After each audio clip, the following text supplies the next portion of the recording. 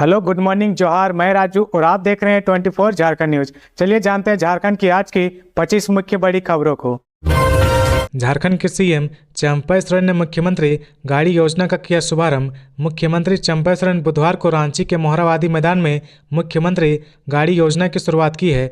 राज्य के ग्रामीण और सुदूर जनजातीय क्षेत्रों में सड़क परिवहन और आवागमन व्यवस्था को बेहतर बनाने के उद्देश्य से सीएम सोरेन ने इस योजना की शुरुआत की है। मुख्यमंत्री चंपई सोरेन ने कहा कि इस योजना का आरंभ नए बसों को हरी झंडी दिखाकर किया गया। उन्होंने कहा कि योजना सुदूर गाँवों में परिवहन व्यवस्था को सुगम बनाएगी। सीएम ने जानकारी दी कि इन बसों गाड़ियों में बुजुर्ग, छात्र छात्राएं आदि निःशुल्क सफर कर सकेंगे। ग्रामीण क्षेत्रों में बेहतर कनेक्टिविटी से क्षेत्र में विकास की रफ्तार बढ़ेगी। गौरतलब है कि मुख्यमंत्री ग्राम गाड़ी योजना के पहले चरण में झारखंड में 250 बसों का शुरू किया गया था। मुख्यमंत्री ग्राम गाड़ी योजना के तहत राज्य के सभी वरिष्ठ नागरिक, विद्यालय और महाविद्यालय के विद्यार्थी, दिव्यांग, HIV पॉजिटिव, विधवा और झारखंड आंदोलनकारी को बसों में फ्री यात्रा की सुविधा दी जा रही है। इसके अलावा झारखंड के मुख्यमंत्री ने बताया कि राज्य सरकार के द्वारा इस योजना के तहत निर्धारित रूटों पर बस संचालित करने वाले बस संचालकों को वाहन खरीद पर सब्सिडी उपलब्ध कराई जाएगी। पेपर लीक मामले के बीच JSSC अध्यक्ष नीरज सिन्हा ने दिया इस्तीफा। JSSC सीजल परीक्षा पेपर लीक मामले के बीच बुधवार को JSSC अध्यक्ष नीरज सिन्हा ने इस्तीफा दे दिया है।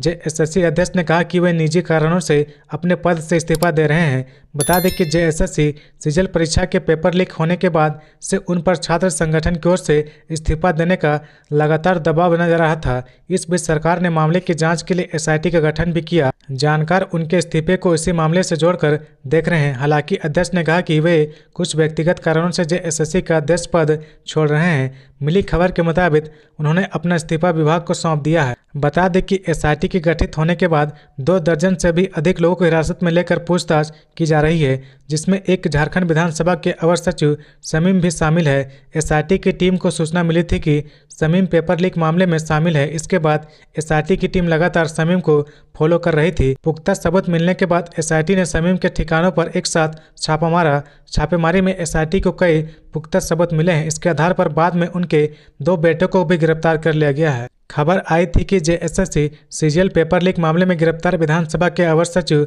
शमीम और उनके 2 बेटों को SIT रिमांड पर लेकर पूछताछ करेगी। जांच टीम तीनों से ये जानने की कोशिश करेगी कि JSSC सीजीएल पेपर लीक मामले के तार कहां से जुड़े हुए हैं। मिली खबर के मुताबिक SIT ने तीनों के मोबाइल फोन चेक करने के बाद तीनों को रिमांड पर लेने का निर्णय लिया है। बता दें कि अब तक जांच में JSSC सीजीएल पेपर लीक मामले के तार पटना और चेन्नई से जुड़े होने का प्रमाण मिले हैं। पटना में SIT की टीम ने अवर सचिव शमीम के दामाद के ठिकानों पर कुछ दिनों पहले छापेमारी की थी, लेकिन वे फरार मिले। शमीम के दामाद पर आरोप है कि मुख्य सरगना तक पैसा उन्हीं के जरिए पहुंचाया जाता था।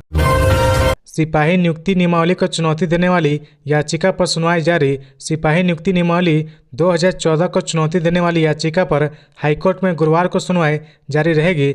बुधवार को acting chief justice S Chandrashekhar और जस्टिस SK राय की खंडपीठ में सुनवाई हुई। इस मामले में अदालत के आदेश के आलोक में प्रार्थी की ओर से जिन्हें नया प्रतिवादी बनाया गया है, उनकी सूची अदालत में पेश करते हुए प्रतिवादी बनाया गया है। नियुक्ति परीक्षा में चयनित 4250 अभ्यर्थी को प्रतिवादी बनाया गया है। इस संबंध में सुनील टुडू सहित 50 याचिकाएं अदालत में दाखिल की गई है। याचिका में कहा गया कि सिपाही नियुक्ति नियमावली 2014 पुलिस मैनुअल के प्रावधानों के विपरीत है। नई नियमावली में लिखित परीक्षा के लिए निर्धारित न्यूनतम क्वालिफाइंग मार्क्स की शर्त भी गलत है, इसलिए नई नियमावली को निरस्त कर देना चाहिए। इस मामले में JSSC का कहना है कि नई नियमावली के अनुसार ही वर्ष 2015 में सभी जिलों में सिपाही और जेब के जवानों की नियुक्ति के लिए विज्ञापन निकाला गया था। नियुक्ति की प्रक्रिया वर्ष 2018 में पूरी कर ली गई है। सिपाही नियुक्ति में उम्र सीमा में छूट पर सुनवाई। आज सिपाही नियुक्ति के लिए जारी विज्ञापन में उम्र सीमा में छूट के लिए दायर याचिका पर हाईकोर्ट में गुरुवार को सुनवाई होगी। इस संबंध में मोहित कुमार, पंकज सिंह समेत 3 याचिकाएं दायर की गई है। याचिका में कहा गया कि नियुक्ति के लिए उम्र सीमा की गणना वर्ष 2019 निर्धारित की गई है, जिसे वर्ष 2016 किया जाना चाहिए। राज्य सरकार ने जो विज्ञापन जारी किया है उसमें वर्ष 2015 से रिक्त पदों पर नियुक्ति की बात कही गई है। ऐसे में इस उम्र सीमा का निर्धारण वर्ष 2016 होनी चाहिए, लेकिन झारखंड कर्मचारी चयन आयोग की ओर से विज्ञापन जो निकाला गया है उसमें उम्र सीमा वर्ष 2019 कर दिया गया है। झारखंड कर्मचारी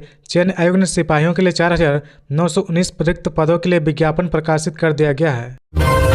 ट्रक की चपेट में आकर बाइक सवार महिला की मौत। आक्रोशित लोगों ने जाम किया सड़क। हजारीबाग जिले के केरेडारी थाना क्षेत्र के भदई खाप चौक समीप सड़क दुर्घटना में एक महिला की दर्दनाक मौत हो गई। मृतक महिला का नाम पूनम देवी बताया जाता है। पूनम देवी अपने पति राजेंद्र गंजू और अपने नन्हे बच्चे के साथ मोटरसाइकिल पर सवार होकर अपने घर सलगा पंचायत के नीरी गांव से टंडवा की ओर जा रही थी। इसी बीच भदई खाप चौक के पास 12 चक्का ट्रक की चपेट में बाइक आ गया। इससे मौके पर ही पूनम देवी की मौत हो गई। वहीं घटना में मृतक महिला के पति घायल हैं, जबकि बच्चे की हालत ठीक बताई जा रही। बच्चा महिला की गोद में था। घटना के बाद टंडवा हजारीबाग मुख्य मार्ग को जाम कर दिया गया। सूचना पाकर स्थानीय पुलिस सड़क जाम हटाने के लिए प्रयासरत दिखी, लेकिन लोग मृतक महिला के शव को सड़क पर रखकर विरोध करते रहे। लोगों ने बताया कि घटना ट्रक की तेज रफ्तार होने की वजह से घटी है।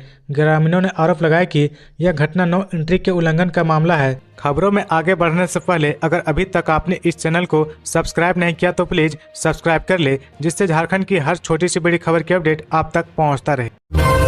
कांग्रेस के सभी 8 नाराज विधायक दिल्ली से पहुंचे रांची। अंबा प्रसाद ने कहा, बदलाव का आश्वासन मिला है। कांग्रेस के नाराज 8 विधायक दिल्ली से रांची पहुंच गए हैं। इन विधायकों ने कहा कि दिल्ली में सीनियर नेताओं से बातचीत में बदलाव के आश्वासन मिले हैं। वहीं रांची के बिरसा एयरपोर्ट पर कांग्रेस की बड़कागांव विधायक अंबा प्रसाद ने कहा कि दिल्ली में केसी वेणुगोपाल और उमंग सिंगार से चंपाई कैबिनेट में कांग्रेसी मंत्रियों के बदलने पर बात हुई है। कहा कि नेताओं ने बदलाव के लिए सकारात्मक संकेत दिए हैं। वहीं जामताड़ा के कांग्रेस विधायक इरफान अंसारी ने कहा कि हम दिल्ली मंत्री का पद मांगने नहीं गए थे, पार्टी कार्यकर्ताओं और जनता की भावनाओं को दिल्ली तक पहुंचाने गए थे। इरफान अंसारी ने आगे कहा कि दिल्ली में केसी वेणुगोपाल और सिंघार से बातचीत का असर होगा। कहा कि आने वाले दिनों में मंत्रिमंडल और संगठन दोनों स्तर पर आपको बदलाव दिखाई देंगे। वहीं कांग्रेस के खिजरी विधायक राजेश कच्छाप ने कहा कि दिल्ली में केसी वेणुगोपाल से उन्होंने झारखंड के कांग्रेसी मंत्रियों की स्थिति, पार्टी की स्थिति और पार्टी के संगठनों की स्थिति को एक एक कर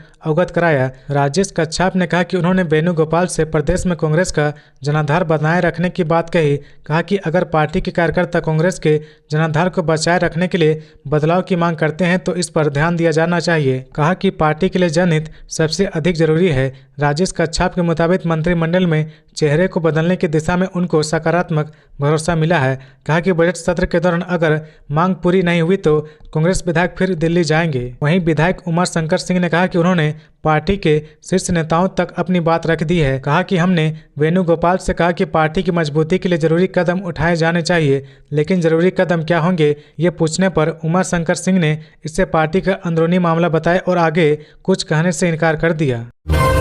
हेमंत सोरेन बजट सत्र में शामिल होंगे या नहीं, ईडी के स्पेशल कोर्ट में सुनवाई पूरी। आज आएगा फैसला। स्पेशल सत्र में हो चुके हैं शामिल। झारखंड के पूर्व सीएम हेमंत सोरेन बजट सत्र में शामिल होंगे या नहीं, इस पर ईडी के स्पेशल कोर्ट आज अपना फैसला सुनाएगी। हेमंत सोरेन की ओर से स्पेशल कोर्ट में दिए गए आवेदन पर बुधवार को सुनवाई हुई।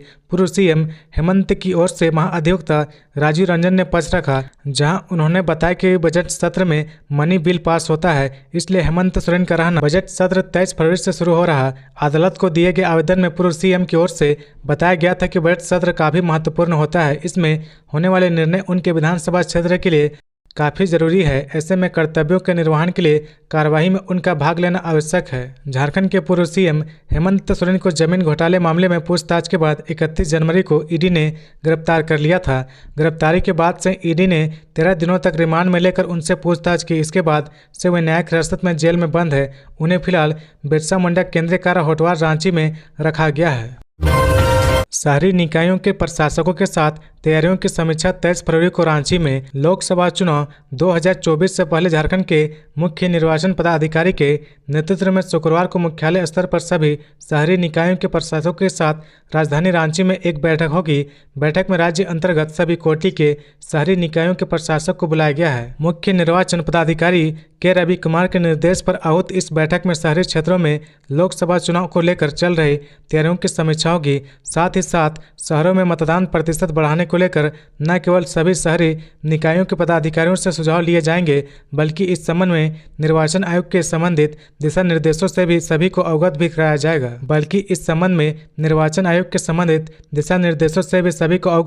जाएगा। बताया गया कि शहरी निकायों के अधिकारियों के सुझाव के आधार पर आगे की रणनीति भी तय की जाएगी। उक्त बैठक में निकायों के प्रशासकों के साथ साथ राज्य शहरी विकास अभिकरण तथा नगरीय प्रशासक निर्देशालय के निदेशक भी मौजूद रहेंगे।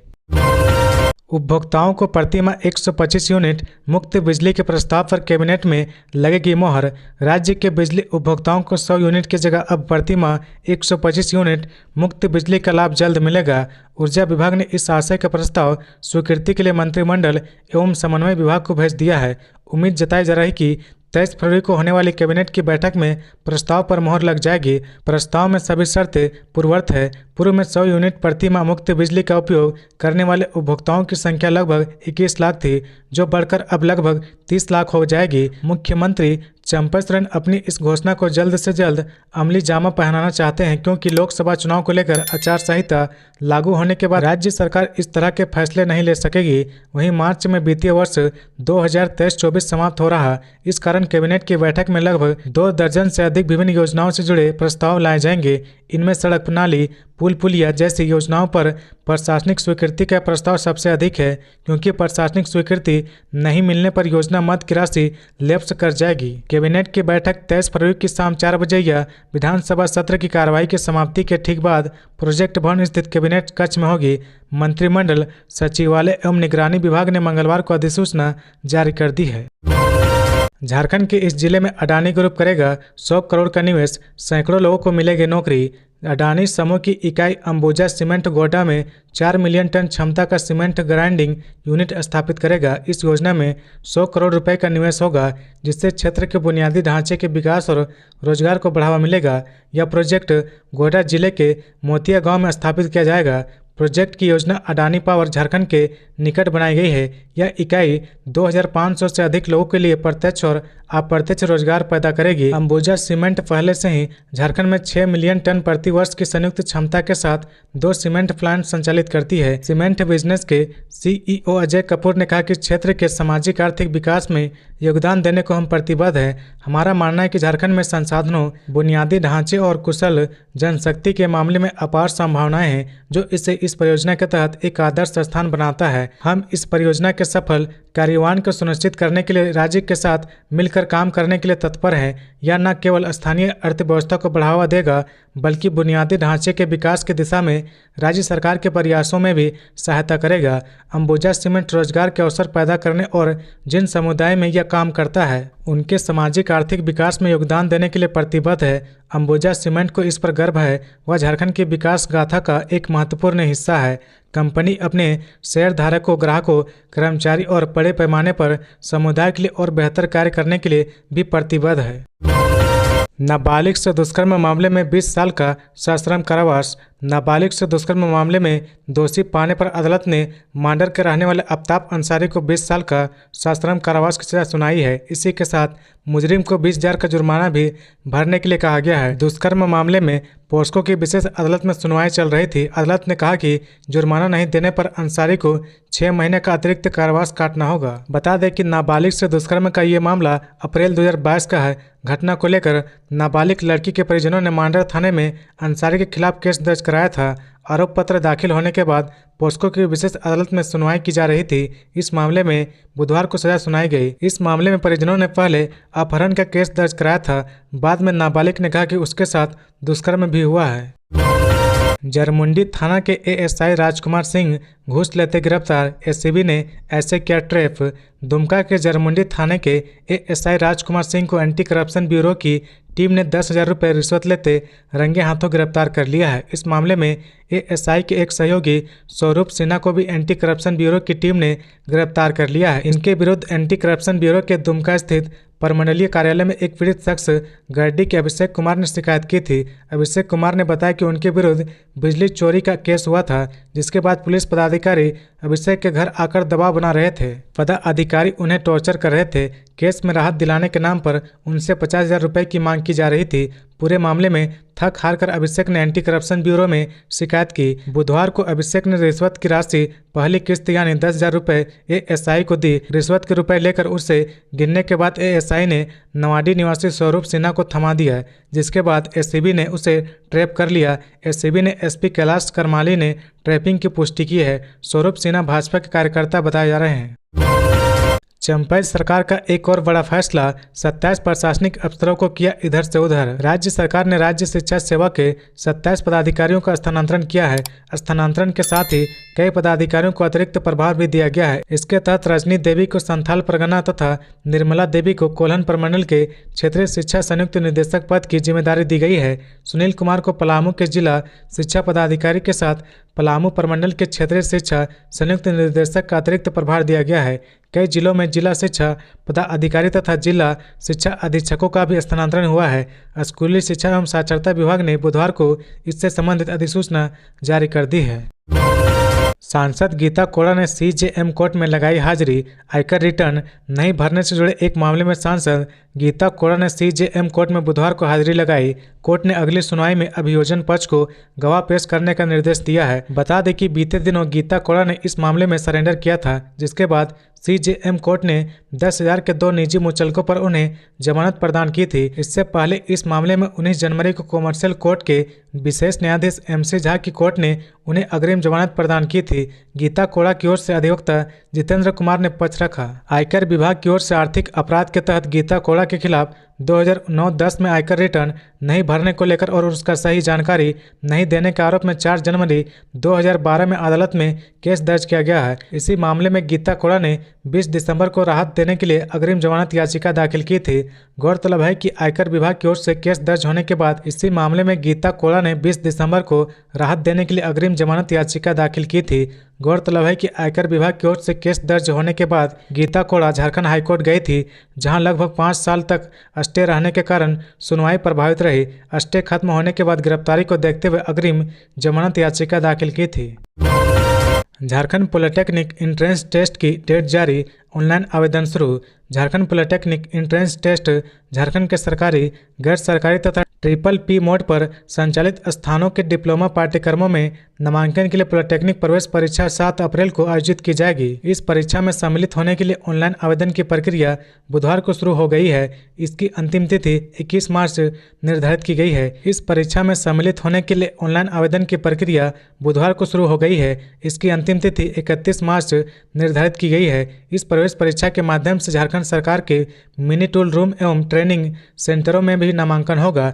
यह प्रवेश परीक्षा रांची, हजारीबाग, पूर्वी सिंहभूम, धनबाद, दुमका, पश्चिमी सिंहभूम, बोकारो एवं पलामू के जिला मुख्यालयों के विभिन्न केंद्रों पर आयोजित की जाएगी। परीक्षा ऑफलाइन मोड में OMR सीट पर ली जाएगी, जिसमें बहुवैकल्पिक प्रश्न पूछे जाएंगे। झारखंड संयुक्त प्रवेश प्रतियोगिता परीक्षा पार्षद ने इस परीक्षा से संबंधित कार्यक्रम जारी कर दिया है। इधर पार्षद द्वारा अभियंत्रण प्रवेश परीक्षा, लेटरल एंट्री तथा डिप्लोमा प्रवेश परीक्षा लेटरल एंट्री रांची के विभिन्न केंद्रों पर 14 अप्रैल को आयोजित की जाएगी। इस प्रवेश परीक्षा में सम्मिलित होने के लिए ऑनलाइन आवेदन 22 फरवरी से 22 मार्च तक भरे जाएंगे। बता दें कि इन दोनों परीक्षाओं के माध्यम से क्रमशः इंजीनियरिंग एवं डिप्लोमा में तृतीय सेमेस्टर में सीधा नामांकन होता है।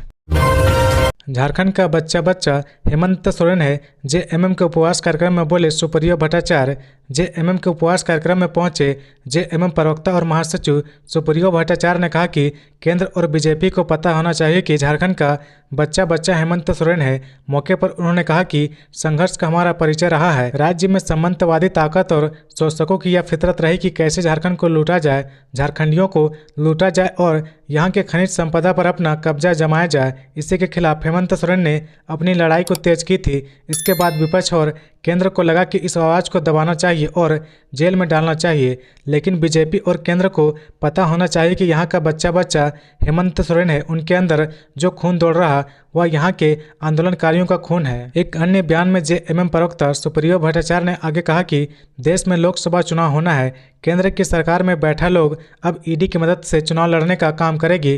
पिछले 10 सालों में एक भी बुनियादी सवाल पर बात नहीं हुई है। हमको तो लगता है कि चुनाव आयोग का काम बस इतना है कि वो चुनाव की तारीख की घोषणा कर दे, जिसे इलेक्शन कमीशन कहते हैं। वो बस फॉर्मेलिटी निभाएंगे। लेकिन किसान आंदोलन के साथ जो कोरोना काल में हुआ आज बदस्तूर जारी है। डॉक्टर हरि उरांव ने कहा, जिस समाज के मातृभाषा का विकास नहीं, वह समाज और क्षेत्र संसाधनों के बाद भी पिछड़ा है। रांची विश्वविद्यालय के जनजातीय एवं क्षेत्रीय भाषा संकाय में अंतर्राष्ट्रीय मातृभाषा दिवस के अवसर पर सेमिनार का आयोजन किया गया, जहां सेमिनार की अध्यक्षता करते हुए TRL डिपार्टमेंट के संकाय के कोऑर्डिनेटर डॉक्टर हरि उरांव ने कहा कि मातृभाषा को बचाने के लिए हमें अपनी संस्कृति को बचाना होगा। उन्होंने कहा कि जिस समाज के मातृभाषा का विकास नहीं हुआ है, वह समाज और क्षेत्र विपुल संसाधनों के बावजूद भी कभी विकास नहीं कर पाया। वहीं जिस समाज और क्षेत्र ने अपनी मातृभाषा को संरक्षित व संवर्धित कर मान सम्मान दिया, वह आज विकास की राह पर बढ़ता ही जा रहा है। सेमिनार को कई वक्ताओं ने संबोधित किया। डॉक्टर उमेश नंद तिवारी ने कहा कि विकास की प्रथम सीढ़ी हमारी मातृभाषा है। हमारे रहने के लिए, हमारे अस्तित्व के लिए मातृभाषा नितांत आवश्यक है। यह जीवन का अनिवार्य तत्व है।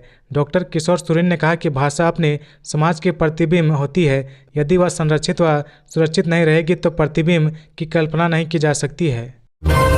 लोबिन बनाएंगे नई पार्टी, मगर फिलहाल झामुमो छोड़ने से किया इनकार। पूर्व CM हेमंत सोरेन से 2 वर्षों से नाराज चल रहे झामुमो के वरिष्ठ नेता लोबिन हेम्ब्रम नई पार्टी का गठन करने जा रहे हैं। जानकारी के अनुसार वर्तमान में लोबिन जिस गैर राजनीतिक संगठन झारखंड बचाओ मोर्चा के संरक्षक है, उस पार्टी के तौर पर निबंधन की तैयारी करने में जुटे हैं। अब इस पार्टी का स्वरूप क्या होगा, कब तक निबंधन होगा, यह स्पष्ट नहीं है, मगर ऐसा माना जा रहा है कि लोबिन एक समांतर संगठन का पार्टी को खड़ा करके अपनी पार्टी पर दबाव कायम करना चाहते हैं। अगर लोकसभा या विधानसभा चुनाव में राजनीतिक परिस्थिति बदलती है तो यह अलग राह पकड़ सकते हैं। इस संबंध में पूछे जाने पर लोबिन ने बताया कि वह झारखंड बचाओ मोर्चा के संरक्षक के रूप में जुड़े हैं। वह झामुमो नहीं छोड़ेंगे। CM चंपई सोरेन ने 24,000 अबुआ आवास की दी सौगात। 83 बसों के साथ शुरू हुई मुख्यमंत्री ग्राम गाड़ी योजना। चंपई सोरेन ने झारखंड की राजधानी रांची समेत कई जिलों के लोगों को अबुआ आवास और मुख्यमंत्री ग्राम गाड़ी योजना की सौगात दी है। अबुआ आवास योजना के तहत स्वीकृत पत्र का वितरण समारोह ऐतिहासिक मोहरावादी मैदान में आयोजित हुआ। यहीं से CM चंपई सोरेन ने मुख्यमंत्री ग्राम गाड़ी योजना का शुभारंभ भी किया है। झारखंड के मुख्यमंत्री ने अबुआ आवास योजना और मुख्यमंत्री ग्राम गाड़ी योजना के शुभारंभ के अवसर पर अबुआ आवास योजना के लाभुक को स्वीकृति पत्र भी सौंपा। मोहरावादी से उन्होंने केंद्र सरकार पर जमकर निशाना साधा। हेमंत सोरेन को जेल भेजे जाने का मुद्दा भी चंपई सोरेन ने उठाया है। मुख्यमंत्री चंपई सोरेन ने कहा कि भारतीय जनता पार्टी भाजपा की अगुवाई वाली केंद्र सरकार गैर भाजपा शासित प्रदेशों की सरकारों को लगातार परेशान करती रहती है। झारखंड मुक्ति मोर्चा के नेता और युवा मुख्यमंत्री हेमंत सोरेन ने जब भाजपा के आगे घुटने नहीं टेके तो उनको केंद्रीय एजेंसियों की मदद से जेल में डाल दिया। चंपई सोरेन ने कहा कि पूरे देश में प्रधानमंत्री आवास बने। प्रधानमंत्री ने बड़ी बड़ी बातें कही। झारखंड से भी प्रधानमंत्री आवास के लिए लिस्ट भेजी गई, लेकिन केंद्र सरकार ने झारखंड को पैसे देने से मना कर दिए। तब जाकर हमारे तत्कालीन मुख्यमंत्री हेमंत सोरेन ने तय किया कि हम अपने दम पर झारखंड के लोगों को पक्का मकान बनाकर देंगे। झारखंड में कोई भी व्यक्ति टूटे फूटे मकान में ना रहे, कच्चा मकान में उन्हें ना रहना पड़े, इसलिए हमारे युवा सम्राट अबुआ आवास योजना लेकर आए। हमारी सरकार ने तय किया कि हम प्रधानमंत्री आवास से बड़ा आवास बनाकर अपने लोगों को देंगे। इसके लिए सरकार 2 लाख रुपए देगी। प्रधानमंत्री आवास में लोगों को 2 कमरे का मकान मिलता है। झारखंड के मुख्यमंत्री ने कहा कि हेमंत बाबू ने प्रदेश की जनता से जो वादा किए थे, उन सारे वादों को वह पूरा करेंगे। शुरुआत अबुआ आवास योजना से की है। पलामू में सुखाड़ की समस्या को खत्म करने के लिए पाइपलाइन के जरिए खेतों तक पानी पहुंचाने की योजना का शिलान्यास हो चुका है। पलामू को जल्द सुखाड़ से निजात मिल जाएगी। TPC कमांडर विनोद गंझू की बेल पर अब 28 फरवरी को झारखंड हाईकोर्ट में सुनवाई।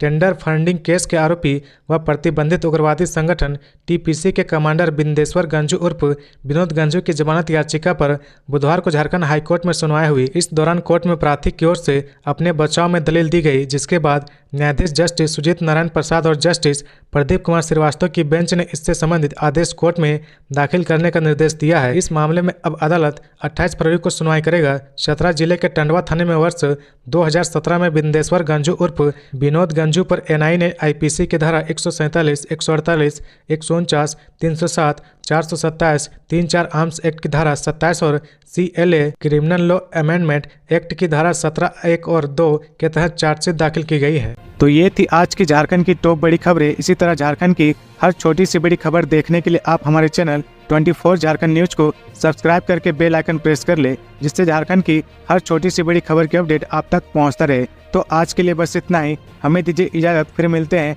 नेक्स्ट न्यूज में।